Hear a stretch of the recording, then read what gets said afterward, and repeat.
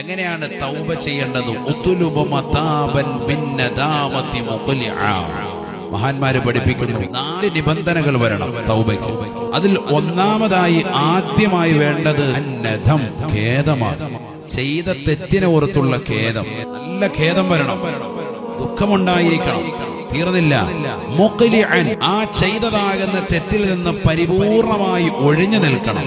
ഇനി ഒരിക്കലും അത് ഉണ്ടാവൂല എന്നുള്ള നിലയ്ക്ക് അത് പരിപൂർണമായി ഒഴിവാക്കണം. മൂന്നാമത്തത് എന്തെന്നറിയോ? ഇനി ഒരിക്കലും ആ തെറ്റി തിരിച്ചു ചെയ്യൂല എന്നുള്ള ദൃഢനിശ്ചയം വേണം. ഈ 3 കാര്യങ്ങളും ഉണ്ടെങ്കിൽ മാത്രമേ നസൂഹായ തൗബയായി തീരുകയുള്ളൂ, ഏത് തെറ്റ് ചെയ്താലും.